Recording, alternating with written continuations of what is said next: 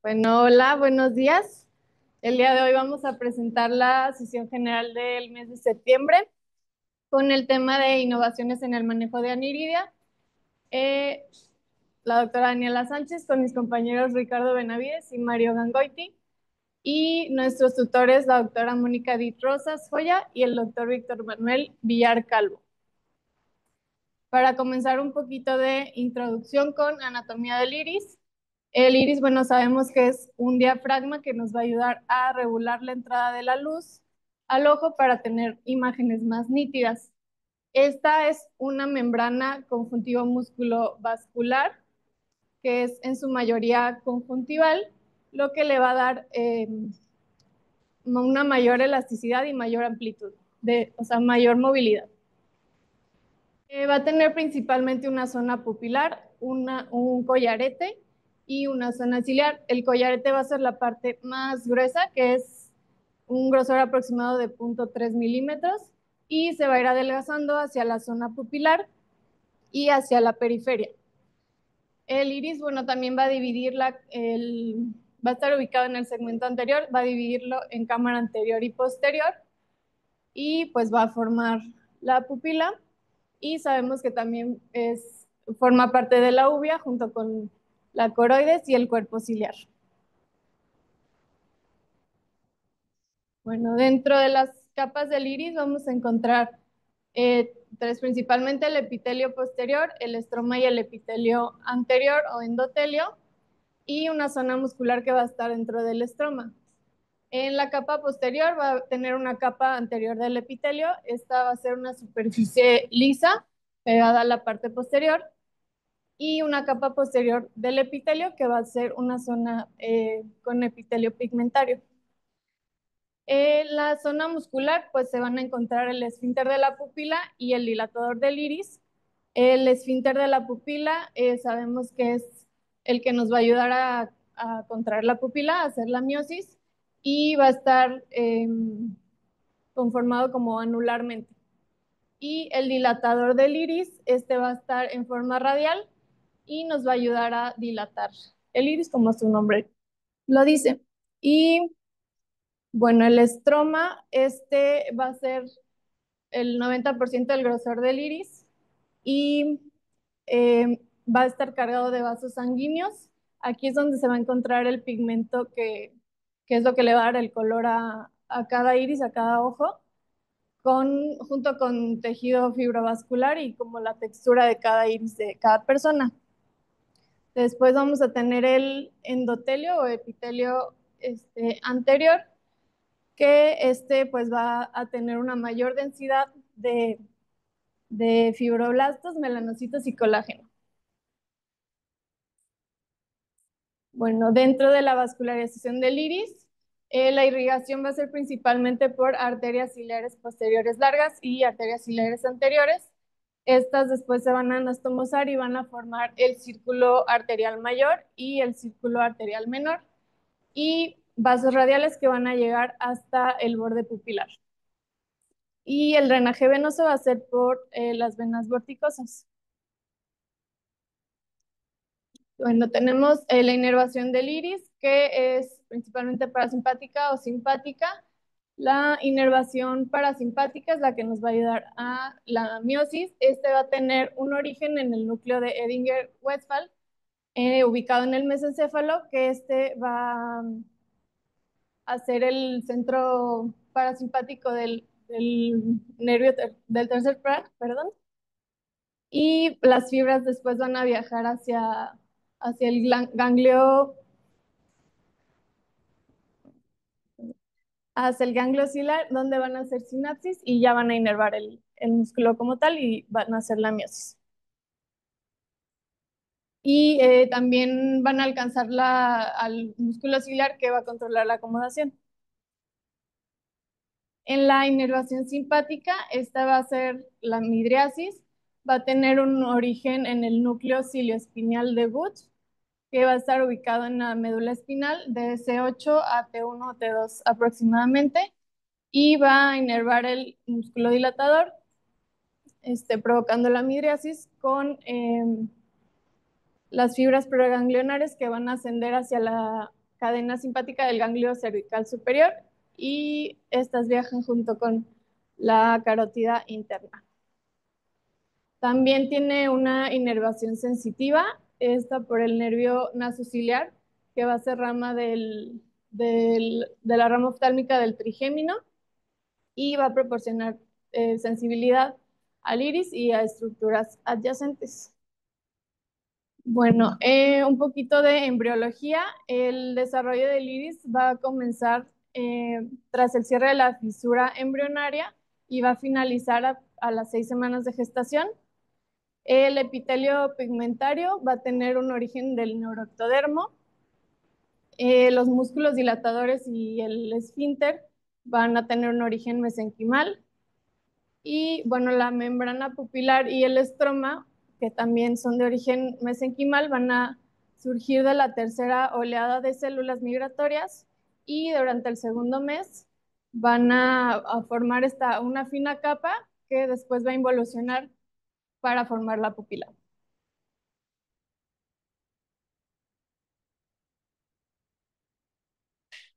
Y bueno, aquí nada más para recordar un poquito que el iris va a tener 3 diferentes capas: la capa externa que va a tener los pigmentos, la interna que no va a tener pigmentos y la capa de tejido que va a ser el estroma que tiene los músculos, el esfínter y el dilatador, y pues que van a derivar ellos del mesenquima laxo.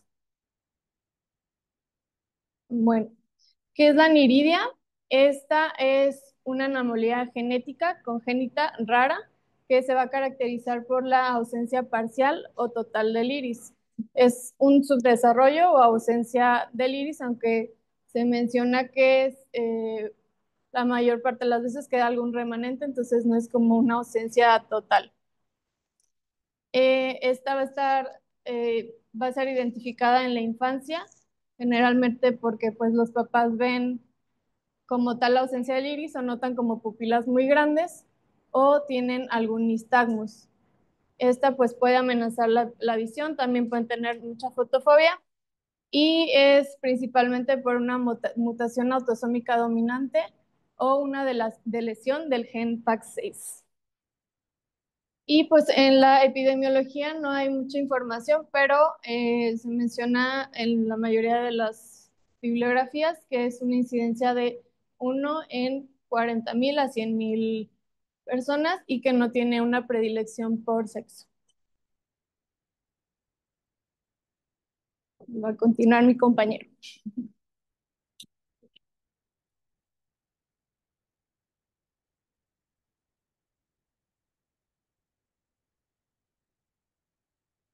Bueno, es importante saber que tenemos 3 teorías de patogenia para lo que vendría siendo la aniridia.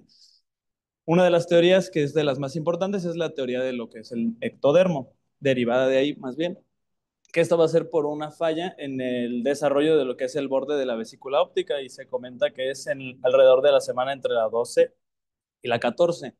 Otras patologías que podemos ver en este tipo de falla del ectodermo es también la ausencia de la fobia y la ausencia del músculo pupilar, aunque eso ya es en otros temas. En cuanto a la segunda teoría, que es la teoría del mesodermo, esa más o menos es al segundo mes de gestación, que más o menos son a las 4 o 5 semanas. Es la persistencia indebida de lo que es el mesodermo y lo que impide el crecimiento del ectodermo de la parte frontal. Y también podemos ver que los vasos de la túnica vasculosa pues no se atrofian y presenta una dificultad del crecimiento del borde de la capa óptica. Esto dándonos lo que es un iris hipoplásico. Y como tercera teoría, los factores ambientales, estos pues más se van dirigidos a lo que es el déficit de la vitamina A por parte materna. En cuanto a genética y herencia de la aniridia, pues como ya pudieron haber leído, este es más que nada 2/3 de los casos se heredan de forma autosómica dominante, con una alta penetrancia, mientras que el tercio restante es esporádico con algunas mutaciones de novo y el 90% de los casos tiene una pérdida de función de una copia haplo suficiente de lo que vendría siendo el gen PAX6, que está ubicado en el cromosoma 11p13. Se ha planteado también que la hipótesis del PAC6 es un gen del control de la morfologénesis ocular. También participa en el desarrollo de cerebral, del bulbo olfatorio, del intestino, del páncreas, etcétera. Entonces vamos a tener varias alteraciones al tener una lesión de lo que es este gen o mutación.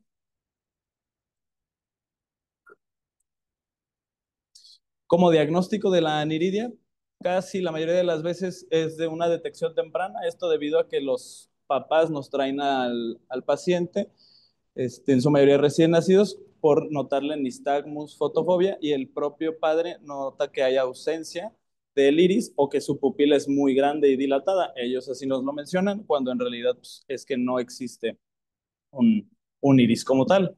La agudeza visual en estos pacientes ronda entre 20-100, 20-200 y en algunos casos nos llegaron a mencionar que hay pacientes que pueden lograr hasta un 20-40 con presencia de aniridia, pero es bastante infrecuente encontrar este tipo de agudezas visuales en pacientes con aniridia.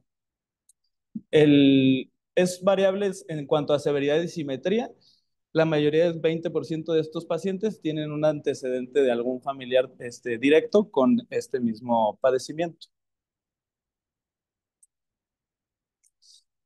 La hipoplasia de la fobia en estos casos es lo que nos va a causar principalmente la baja visual, y se hace evidente por medio de oftalmoscopia. Se debe de todas maneras confirmar con un OCT. Otras anomalías un poco menos frecuentes, podemos encontrar panos corneal, deficiencia de células limbales, hipoplasia del nervio óptico, catarata y glaucoma. Y ya en otras patologías, pues ectopia lentis, microftalmia, tosis y anomalía de Peters. De todas maneras, este tipo de pacientes se relacionan mucho con ciertas patologías que ahorita vamos a mencionar más adelante, que son las que más hay que ponerles atención cuando estamos tratando o llevando el manejo de un paciente con aniridia. Como diagnósticos diferenciales, debemos de tener siempre en cuenta el Axenfeld-Rieger, lo que es un coloboma del iris, el síndrome de Gillespie, defecto de iris por trauma o alguna iatrogenia, midriasis bilateral congénita o midriasis farmacológica. En estos, pues hay que recordar nada más que el primero, el síndrome de Axenfeld-Rieger, es una disgenesia de lo que es el segmento anterior. El de Giuseppe es una aniridia, que esto va a secundaria o más bien acompañada también de un de retraso en el desarrollo y una ataxia cerebelosa. Y la midriasis congénita, pues hay hipoplasia de los músculos del iris, pero sí está presente como tal el tejido. Estudios complementarios que debemos de hacer en estos pacientes, se mencionaba que siempre hay que estarlos manejando con lo que vendría siendo un ultrasonido abdominal. Se recomendaba cada 3 meses al principio hasta los 5 años de vida, posteriormente cada 6 meses hasta los 10 años y anualmente hasta los 16, principalmente para detectar lo que vendría siendo un tumor de Wilms o confirmar de alguna otra manera y querernos ahorrar el estarle haciendo este tipo de ultrasonidos, pues una prueba genética para confirmar que haya presencia o ausencia del gen WT1 y así pues, ya tendríamos la confirmación o no de lo que vendría siendo un tumor de Wilms. En cuanto a patologías asociadas, las principales que se mencionan, una de ellas es la queratopatía asociada a la aniridia. Esta principalmente es secundaria a un déficit de las células madre limbales. Se caracteriza porque hay aumento del grosor corneal central y pues vascularización periférica superficial con fibrosis subepitelial y pues nos da una superficie bastante inestable que predispone a erosiones epiteliales, úlceras o inflamación crónica. En estos pacientes, cuando la queratopatía es leve, al principio nada más se puede tratar con lo que vendría siendo lubricantes tópicos sin conservadores. La queratopatía cuando ya es moderada, se trata normalmente con suero autólogo o algunos con colocación de una membrana amniótica. Y ya pues una fase 3 o una queratopatía grave, aquí ya tenemos que tener estabilizada la superficie corneal y hay que reponer las células madre limbales mediante un trasplante dado que pues en ambos ojos están afectados y no se puede utilizar ningún tipo de autoinjerto. Los trasplantes, en este caso penetrantes o lamelares, solo, por sí solos no son eficaces, ya que la patología primaria es por el déficit de las células madre limales. Otra patología que se debe de tener muy en cuenta pues, es el glaucoma asociado a lo que vendría siendo la aniridia. En este, pues es un paciente que se puede presentar con una presión intraocular elevada. Normalmente se puede ver entre el 50 y el 75% de los pacientes con aniridia. Se suele desarrollar más que nada al final de lo que vendría siendo la infancia o al principio de una edad adulta. A medida que se producen los cambios anatómicos progresivos en el ángulo del iris, o lo que vendría siendo el iris, al principio parece estar abierto en lo que vendría siendo la infancia y posteriormente una cobertura mínima o nula de la malla trabecular por el tejido iridiano remanente es lo que nos va a empezar a aumentar lo que es la presión intraocular. Sin embargo, con el tiempo, el iris cubre lo que vendría siendo la malla trabecular y da resultado a lo que es como tal el aumento de la presión intraocular. En este caso, pues el médico que está tratando al paciente debe de tener en cuenta que debido al aumento del grosor central corneal, las lecturas de la presión intraocular pueden ser poco fiables. Y siempre se debe de realizar de rutina, pues lo que vendría siendo una gonioscopía para estar monitoreando la invasión de este tejido iridiano sobre la malla trabecular. Y los campos visuales se menciona que pueden evaluarse periódicamente también para ir teniendo en cuenta un avance o no de la patología del glaucoma como tal asociado a la aniridia. En cuanto a manejo de este tipo de glaucomas, pues inicialmente se pueden utilizar medicamentos antiglaucomatosos tópicos, pero cuando es asociado requiere normalmente un manejo ya quirúrgico. En la mayoría de los casos se menciona que una goniotomía profiláctica pues es bastante eficaz para prevenir o más bien retrasar lo que vendría siendo la aparición del glaucoma. Sin embargo, la trabeculectomía es la principal cirugía que se realiza en este tipo de glaucomas asociados a aniridia. Sin embargo, los dispositivos de drenaje también nos pueden ser útiles, pero son una alternativa relativamente un poco más nueva. Lo que más se realizaba pues, era la trabeculectomía. Y se menciona que todo procedimiento ciclodestructivo nada más se deja en pacientes que ya son algún caso refractario que no nos pueda disminuir la presión intraocular, a pesar de ya haber hecho los previos intentos con los otros tratamientos.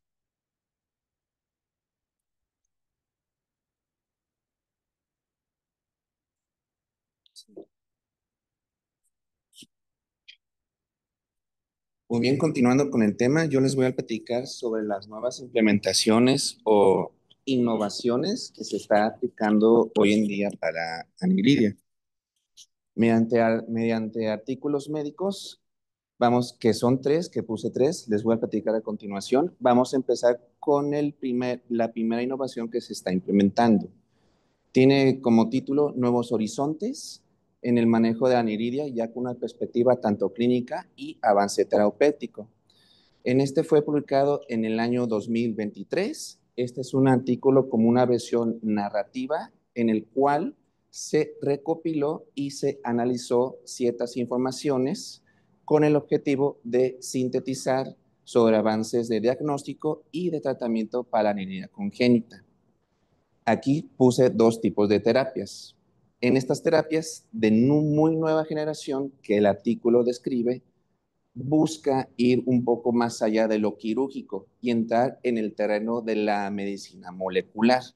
¿Y cuál es esta idea de esta medicina molecular? Es llegar y explicar la raíz del problema, la alteración del PAD6 y cómo explicar las consecuencias sobre su desarrollo ocular.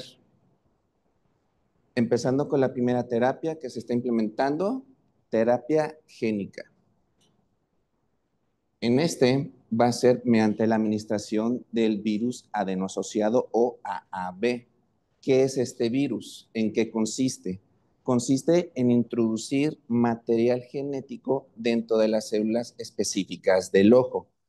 Lo bueno de este tipo de virus no son patogenéticos y tienen la capacidad de penetrar en células retinianas y epiteliales. ¿Cómo funciona esto para la aniridia? La idea, digamos que es como empaquetar una copia funcional del PAD6 que module tanto la expresión dentro del virus. Esta se va a administrar directamente por vía intraocular, que puede ser tanto subretinal o intravítrea. Una vez dentro,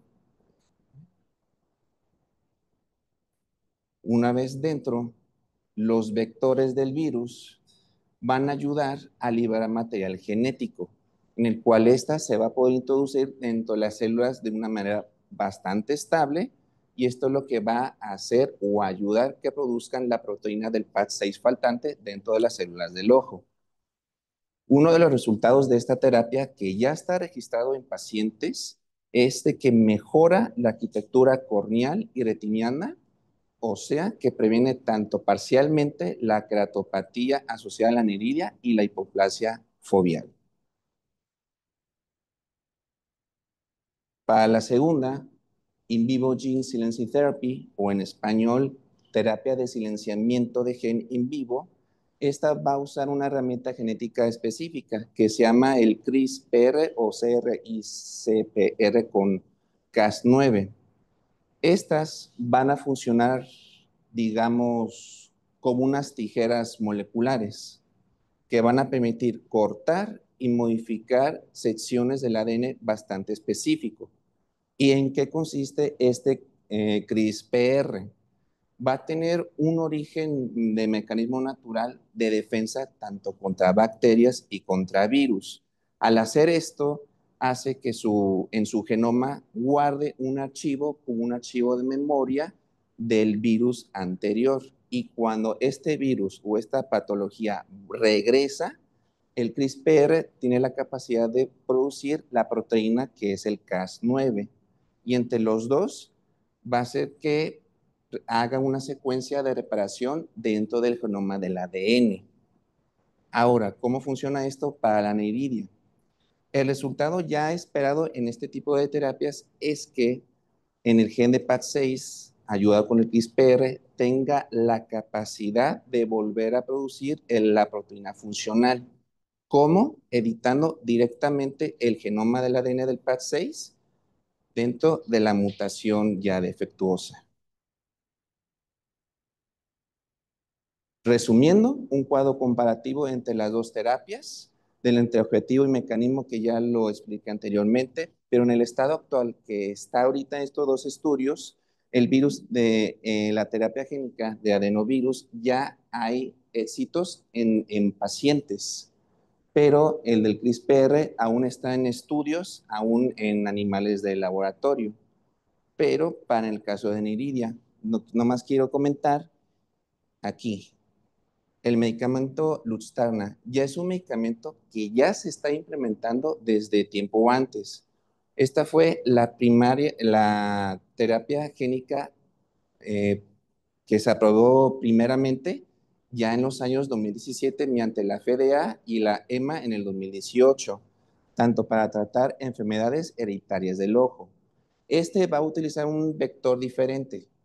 Usa virus adenosociado, pero en vez del PAD6 va a ayudar a la función del RP65. ¿Y cuál es este? Este gen va vinculado mucho a la amaurosis congénita de Leber y para la retinitis pigmentosa. Y en estos tipos de pacientes ya hay un éxito que se ha podido registrar.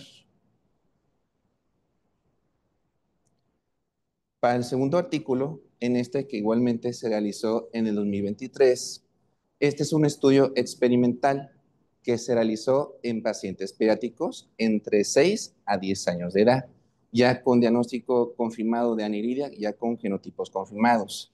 En estos pacientes ya tienen la hipoplasia foveal, la ausencia iridiana completa, más no catarata, glaucoma e queratopatía. ¿Cuál es el objetivo de este estudio? El objetivo fue probar fármacos ya existentes en nuestro medio, originalmente para otras patologías, conocidos que tienen la capacidad de suprimir mutaciones no-sense. ¿Y qué es una mutación no-sense? Es un tipo de combinación de ADN que tienen un codón o una terminación prematura dentro de un gen de ADN.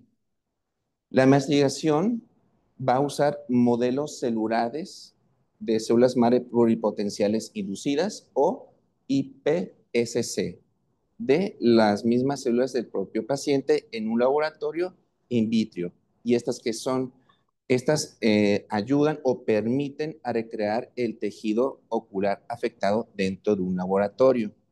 Y la utilización de estos fármacos van a ayudar a que la proteína del PAD6 se pueda replicar o traducir más fácilmente.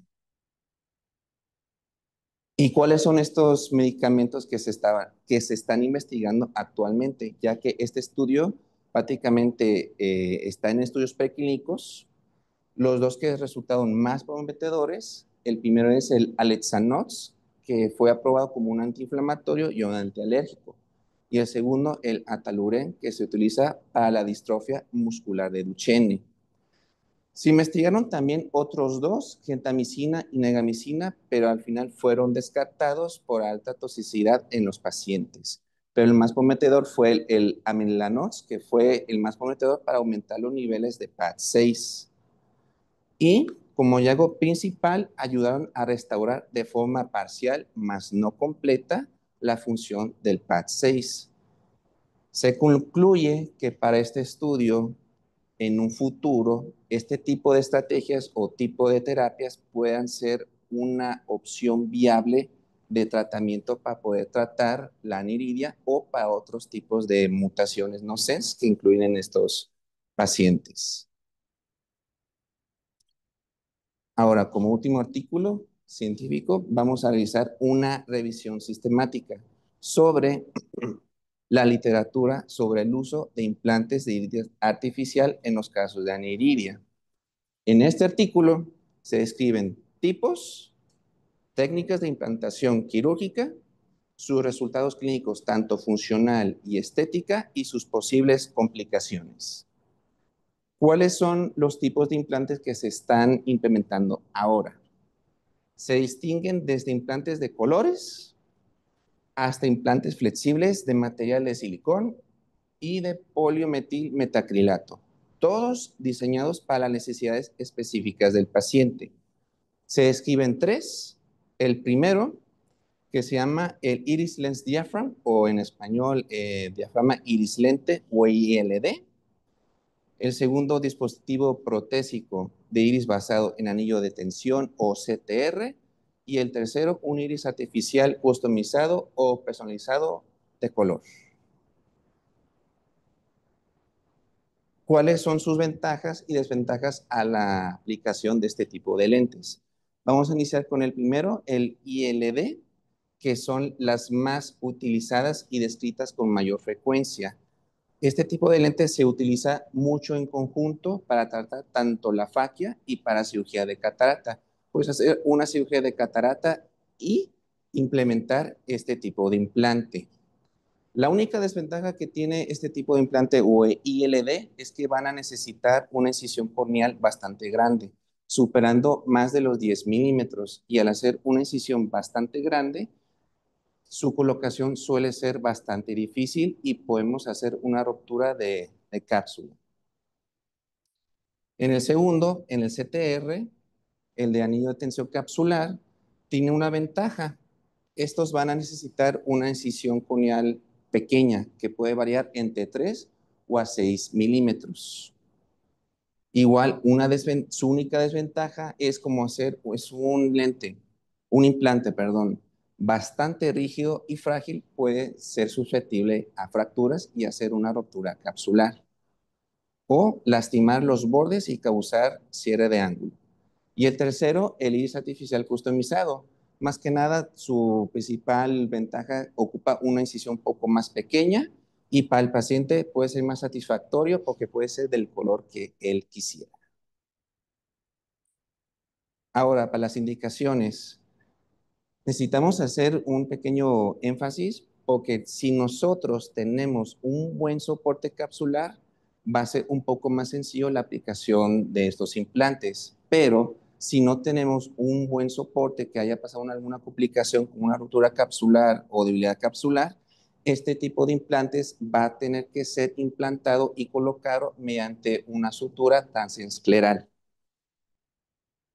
Y uno de sus hallazgos principales es que se demostró que la recopilación de información, el 62% de los pacientes mostró mejoría de más de 2 o hasta 3 líneas de Snellen, con un mejoramiento tanto de los síntomas de fotofobia y deslumbramiento. ¿Y qué pasa con el otro porcentaje que no tuvo muy buena mejoría visual? En este tipo de riesgo y complicaciones salió bastante común aumento de la presión intraocular provocado por un glaucoma secundario por contacto iridotrabecular causado por cierre angular. Y esto causando a glaucoma secundario a que los implantes, más que nada el CTR, tienen mayor incidencia a inducir glaucoma o una mala colocación de este. Otra complicación que se vio mucho fue la descompensación endotelial corneal o queratopatía asociada a aniridia. Posiblemente se describió que fue por las incisiones bastante grandes, por ejemplo en los ILD que son más de 10 milímetros, los que causaron una descompensación corneal. Y el otro, un desplazamiento o una mala colocación de los implantes customizados.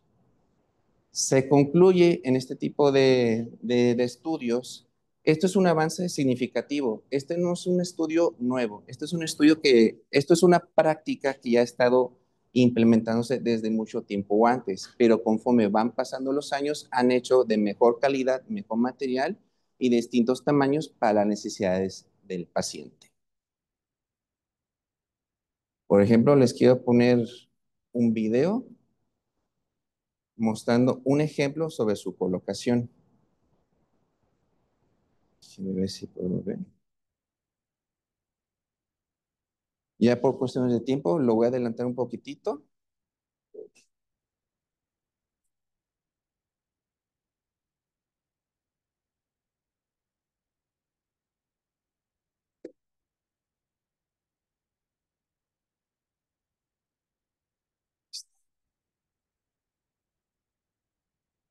Vamos a iniciar con el primero, que es una aplicación de un CTR de anillo de tensión capsular. No es todo completo, solamente va a cubrir parte del segmento del iris.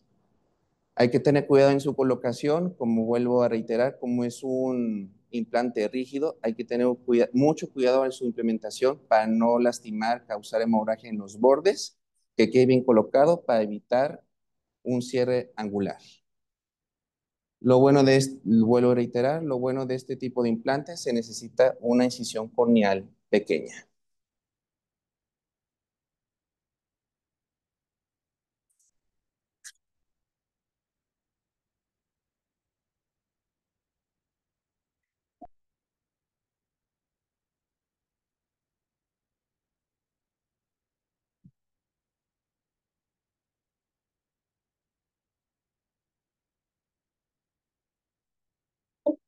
El cirujano lo va a girar, lo voy a adelantar un poco.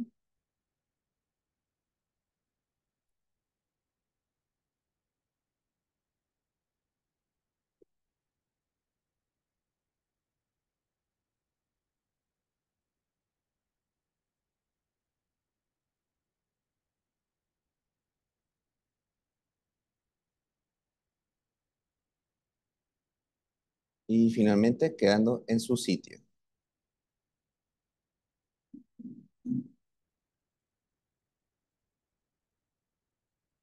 Para el segundo es una aplicación de ILD, también lo voy a adelantar. Finalmente es un paciente con catarata. En el primero se va a realizar la cirugía de catarata. Se realiza sin ninguna complicación. Se revisa si no hay una rotura capsular. Todo bien. Y se inicia a hacer la incisión. Como es un ILD, hay que recordar que en este se necesitan incisión grande de más de 10 milímetros. Se expande.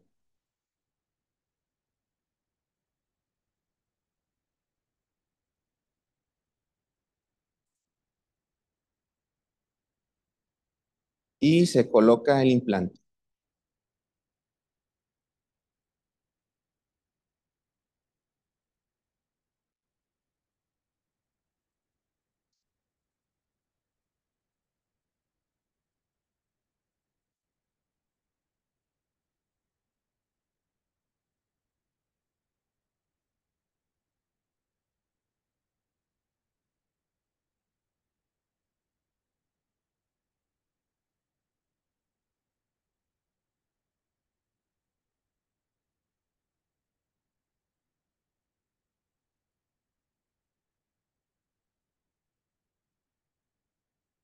Se coloca correctamente, se verifica y se cierra.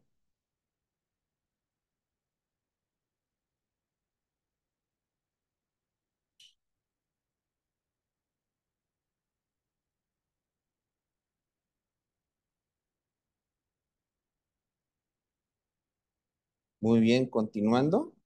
Aquí una aportación extra. ¿Cómo conseguimos estos tipos de lentes? ¿A quién se los compramos? ¿Dónde buscamos? Me puse la mini tarea de investigar. Aquí en México es bastante difícil conseguir este tipo de implantes. Hay que conseguirlo por fuera. ¿Cuáles son los dos fabricantes más famosos que se conocen en el medio? Investigué que en el Human Optics y el Morchet son los que fabrican y también tienen su propia distribuidora para estos tipos de implantes de iris. Lo malo es que está en Alemania, sí, hay que contactarse con ellos para hacer, digamos, como un formulario, tu paciente, y ellos te lo envían. Un poco más cerca en el continente, los distribuidores más conocidos, por ejemplo en Estados Unidos, el Bio-Ophthalmics y el Crest Ophthalmics en el Reino Unido. Investigando un poco de precio, puede variar. Puede ser entre los $350 a los 400 por implante o por ojo, más agregando la manutención de cirugía, cirujano, anestesio y todo lo demás. Por ejemplo, esta es la página de Human Optics que están ubicados en Alemania. Aquí pueden, si algún día nos toca tener un paciente que se le necesite un implante, este sería como que una forma de poder hacerlo.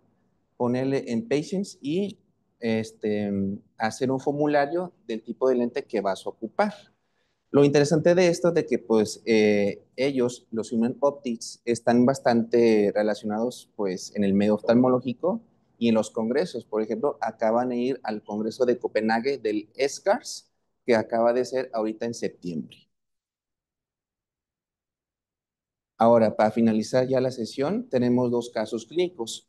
Uno, con la aportación del doctor Villar de un muy buen manejo, y uno mío que a mí me tocó en una rotación foránea, que lamentablemente este pacientito resultó bastante complicado y tuvo bastantes diatogenias. Lo que quiero hacer con esto es hacer una comparación de un buen trato al paciente y una muy buena prevención. Vamos a iniciar con el que me tocó a mí. Primer caso, vámonos rápido. Es una paciente femenina de 6 años de edad, con antecedentes personales de gesta número 1, parto a término. Nació el 13 de diciembre del 2018, sin complicaciones al nacimiento. Su motivo de consulta fue que acude por primera vez a la consulta de primera vez y oftalmológica en el 7 de marzo de 2023. Se refirió al servicio de oftalmometría en ese mismo día. La madre refiere que desvía el ojo izquierdo hacia afuera y niega tratamientos previos. Se le diagnostica en ese primer día aniridia en ambos ojos. Llega con una agudeza visual de 20/200 y 20/70 y con una hipermetropía bastante alta. Siguiendo en el mismo día, las presiones intraoculares están estables, con un fondo de ojo con una excavación del 30% en ambos ojitos, pero notan que hay un reflejo foveal ausente, en el cual se indica sus lentes, su cita y un OCT por sospecha de hipoplasia foveal, que es un signo para aniridia. Aquí quiero hacer una aclaración. Aquí, ¿qué pasa? 2023, 2024. El paciente perdió seguimiento. Vuelve a acudir al servicio de oftalmopediatría con keratometrías bastante similares, visión y presión intraocular. Ahora sí, diagnosticando hipoplasia foveal y con diagnóstico de aniridia. Al paciente no le hacen absolutamente nada, simplemente lo dejan bajo observación.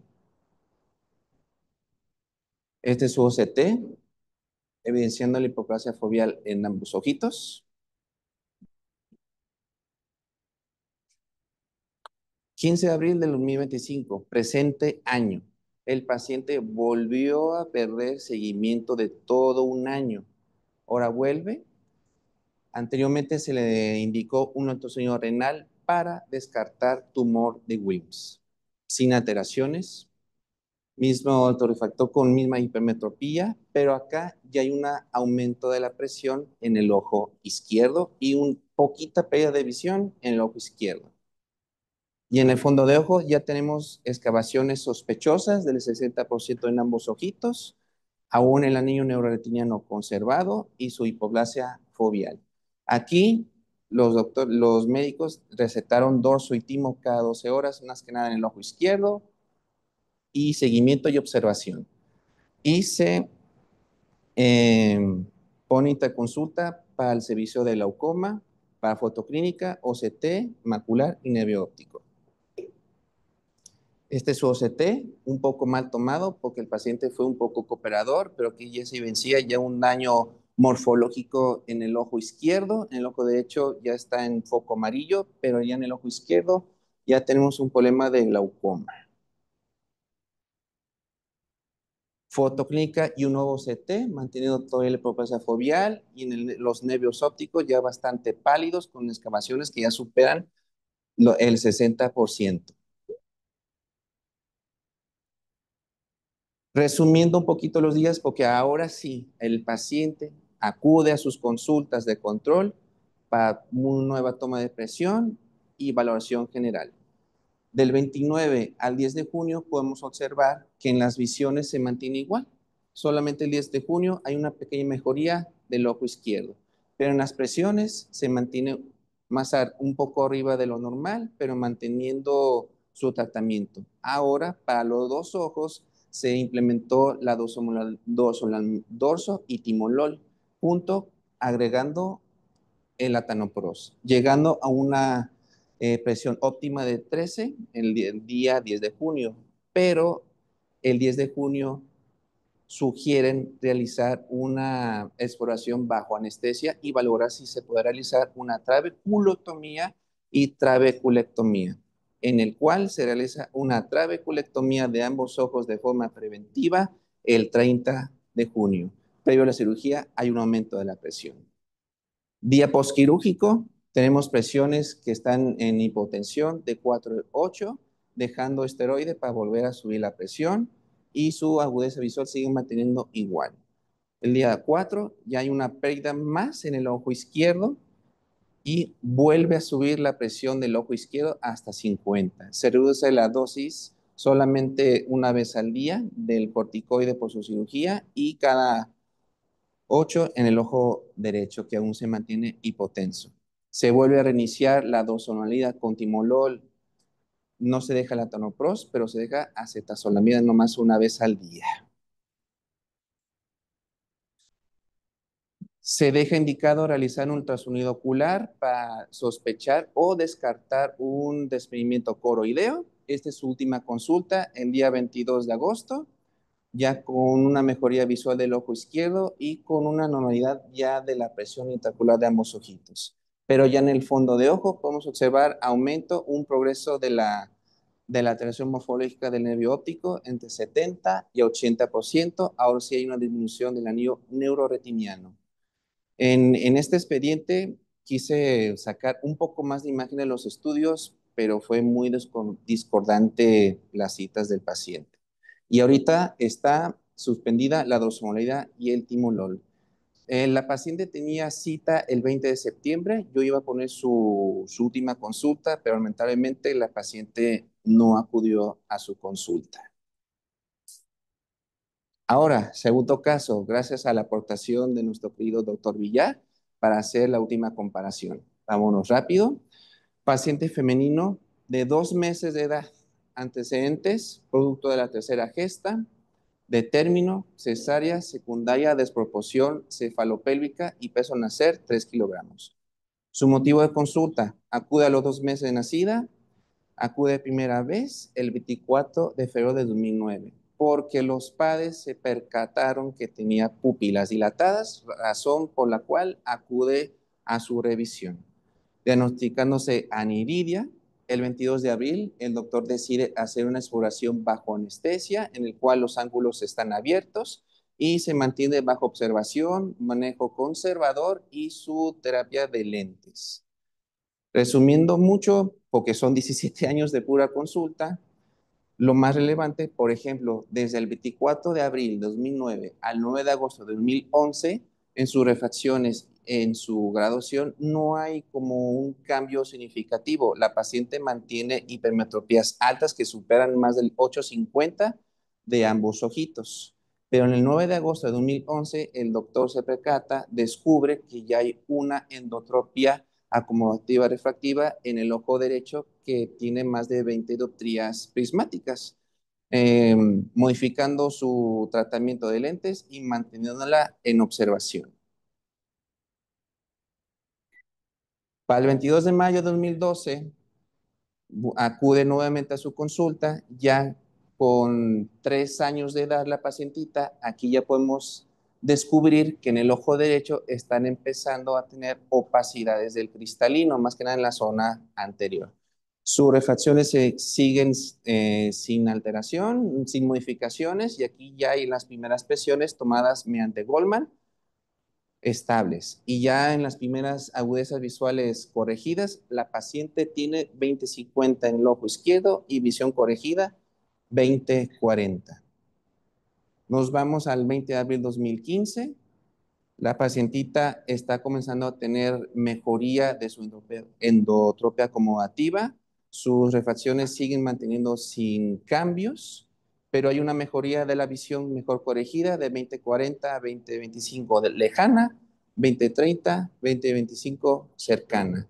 Pero aquí ya mantiene un poquito la presión intraocular elevada, se mantiene bajo vigilancia y tratamiento conservador. Aquí se hace su primer perfil de glaucoma, en el cual menos del 0.1 milímetros de excavación. Las astas de células granulares se ve bastante bien. Solamente en la campimetría que en el expediente somete se mostró en el ojo derecho, hay un pequeño escotoma periférico nasal, pero hasta el momento no hay cambios, se mantiene bajo vigilancia. Nos pasamos al 19 de mayo de 2021. Aquí se le hace un hora a la paciente para ver si tiene una histeresis corneal. En el sí está más arriba de lo normal. En el ojo derecho tiene 13 y en el ojo izquierdo tiene 12. Tiene un poquito más normal alta para histeresis corneal. Las opacidades cristalinianas aumentaron un poco de tamaño. Ahora tiene en la parte del ojo derecho, ahora tiene en el ojo izquierdo. Sus refracciones y graduaciones mantiene sin cambios y mantiene una huesa mejor corregida de 20/50 a 20/25. Hay un pequeño pérdida de la visión cercana y la presión se mantiene estable. Nos vamos al 27 de mayo de 2023 y hay una pequeña mejoría de la visión corregida de 20/40, llegando casi al 20/20, visión cercana a 20/30, 20/20 cercana. Mantiene sus refracciones sin cambios. Aquí una presión intraocular elevada. Aquí ya el doctor decide dejar latanoprost o GAD una vez al día. Un nuevo perfil de glaucoma, que ahora sí tenemos las dos capimetrías, pequeños escotomas, y en el OCT aquí todavía mantiene excavaciones menores de 0.2 milímetros en ambos ojitos. A pesar que la paciente vino desde 2009 hasta la fecha de 2023, la paciente mantiene muy buena morfología de su estructura de nervio óptico y sin progresión o excavaciones que sobrepasen la normalidad. 0.2, 2023. Y eso que ha pasado más de 5 o 6 años. 2024, aquí puso un poco más de días porque la paciente muestra aumento de las presiones intaculares. El doctor implementa parte del GAP, introduce el timolol cada 12 horas. Sus refracciones siguen manteniendo lo mismo, más de 850, con variaciones de 9 o hasta 10 de hipermetropía. En su fondo de ojo mantiene sus excavaciones de 0.2. Hay variaciones de visión mejor corregida que puede llegar hasta 20/30 o hasta 20/20. Nuevo perfil de glaucoma. Esta es la primera vez de que se pide un OCT macular, evidenciando ya hipoplasia foveal, aún manteniendo en el 2024 excavaciones menores de 0.2, pero con células ganglionares disminuidas más que nada en el ojo derecho, pero manteniendo astas perfectamente bien. Bueno, igual lo acerco. Excavaciones 0.2, 0.1.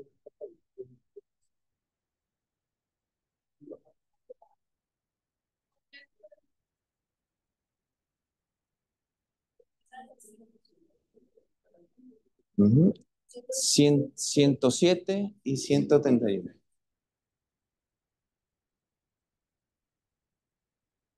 Uy. Se realiza un Corbis, no se ven muy bien. El paciente mantiene entre 606 y 605. La paciente tiene córneas grandes. Sus últimas dos consultas, el 22 de febrero y 31 de mayo, manteniendo sus refracciones de entre 8.25 y 8.75. En este año ya la paciente puede ver 20/20 tanto de visión lejana, 20/40, 20/30 cercana. Hay una pequeña disminución de 20/40, pero más que nada en este año la paciente ve casi el 100% de su visión y hay una estabilización de la presión intraocular, y al 31 de mayo solamente mantiene su gap. Ella es la paciente, se llama Daniela. Quiero hacer una pequeña comparación a mi caso al del caso del doctor. Actualmente ella tiene 17 años, maneja, usa sus lentes, tiene vida universitaria y mantiene muy buena visión con sus estudios bien, gracias al buen manejo que se le ha dado por parte del doctor. En comparación a la paciente que me tocó ver a mí, que ya tiene trabeculectomía, pérdida de visión y casi ve en penumbras. En comparación a esta paciente que ve 20/20, es totalmente asombroso, y saber cómo tratar este tipo de pacientes. Conclusiones para el día de hoy.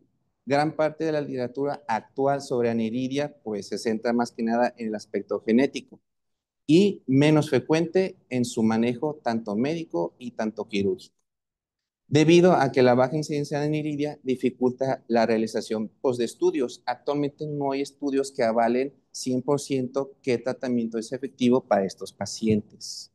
En la actualidad, la investigación avanza, sigue avanzando para nuevas terapias que buscan modificar la enfermedad según su origen.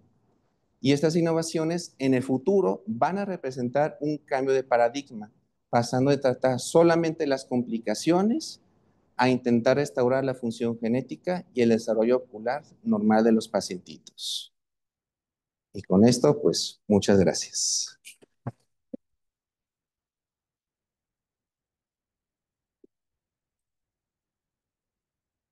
No sé si quede tiempo para la aportación de los tutores para el día de hoy.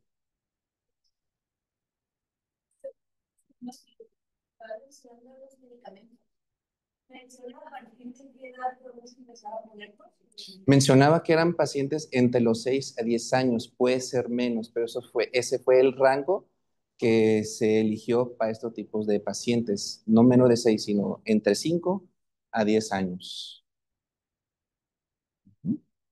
¿Alguien más? Ay, gracias. Yo fui investigando un poco, cuando me comentaste del tema, me di a la tarea de buscar en México qué estamos haciendo, cómo se protocolizan los pacientes de aniridia.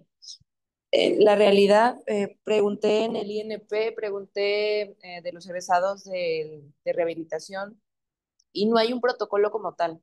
En el INP los atiende la corneóloga, ¿sí? Y ¿qué es lo que ellos hacen como protocolo, no? Pues en realidad es el USG, le toman su ultrasonido para descartar tumor de Wilms, hay que checar genéticamente al paciente para que no tenga el PAC6.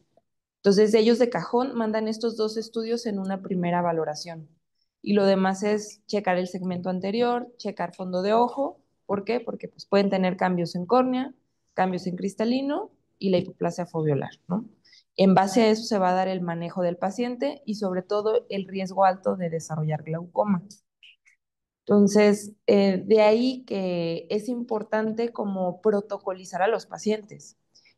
¿qué fue lo que estuvo mal en tu paciente? No se llevó un protocolo y no hubo un seguimiento por parte de los padres para llevar atención al paciente. La realidad es que para la edad a la que llega, perfectamente le podían haber tomado un OCT en esa primera vez.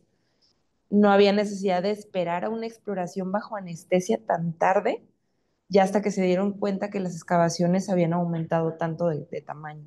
En realidad, a lo que chequé, pusiste que hasta el 15 de abril del 25 fue el aumento de PIO, Sí. pero ya había un aumento en las excavaciones y no checaron eso en el expediente, que tenían una valoración previa con un punto 3 y ya tenían un punto 6 para esa fecha. Entonces, desde ahí se les fue el paciente.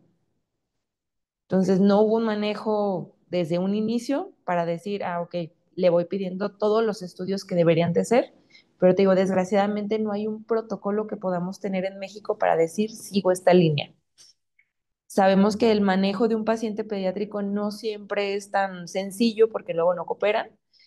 La exploración bajo anestesia definitivamente fue lo mejor que pudo haber hecho el doctor Villar y es el protocolo que él sigue, ¿no? Ok, el paciente no coopera, no por eso no le voy a tomar estudios, no por eso me voy a esperar a que ya tenga una edad cooperadora, sino que se hace ese abordaje desde un inicio para prevenir.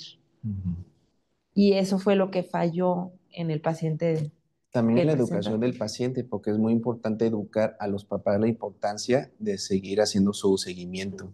Y eso es lo que pasa y se complican. Claro, entonces es importante saber cuáles son las innovaciones, cuáles son las cosas que se pueden hacer, pero yo creo que aquí, como dice el doctor, lo importante es la prevención. Y la prevención sería protocolizar a un paciente que llegue con aniridia. Entonces, siempre, siempre es ultrasonido, como dijeron. Si tenemos la parte genética, pues claro que nos ayuda. Sabemos que nuestro medio no es tan factible, pero se puede lograr. Y de ahí definitivamente su tomografía de nervio óptico con complejo de células ganglionares. La hipoplasia foveolar ahí estaba en la paciente, Sí. pero capa de fibras nerviosas siempre estuvo bien. Entonces, de ahí que el doctor Villar dice, pues manejo solamente con sus gotas. ¿Sale? ¿Algo, doctor? ¿Algo que queda aportar, doctor? Bueno, yo creo que lo primero que hay que hacer en un caso complejo es como el INE, no se toca, ¿sí? Porque aquí se ve una presentación espectacular del doctor, en donde se habla de lo que se puede hacer en una aniridia, de cirugías espectaculares con unos pues, dispositivos intraoculares que me van a corregir la aniridia, pero se les olvida que es un niño y se les olvida que es un problema congénito. Un niño no se inflama, un niño se incendia y un niño no se toca. O sea, si yo quiero ver qué tanto puede aguantar una pues, cirugía espectacular, un niño que tiene una alteración congénita, que va a ser niño toda su vida, y si tiene una alteración congénita, tiene una alteración de por vida, eso no se va a quitar. El riesgo de inflamación nunca va a desaparecer, y entonces meter un anillo de estos, pues que se parece al anillo de tensión capsular que hemos puesto, pues tiene una respuesta inflamatoria severísima. Yo quiero saber estas maravillas que ponen, que pasan 15 y 30 años después, como los hemos seguido nosotros. Entonces, si una retinopatía del prematuro, de una retinopatía severa, que se ha ido controlando durante 16 años, con un golpecito que se da, me da una reactivación tremenda 16 años después de haber tenido un 2020 y tiene un ROP5 a los 16 años, quiere decir que yo tengo que cuidarlo a través del tiempo. No es nada más hacer cirugías espectaculares, es un niño que va a vivir pues una vida de 80 años que va a pasar a través del tiempo. Entonces, primero, no tocar.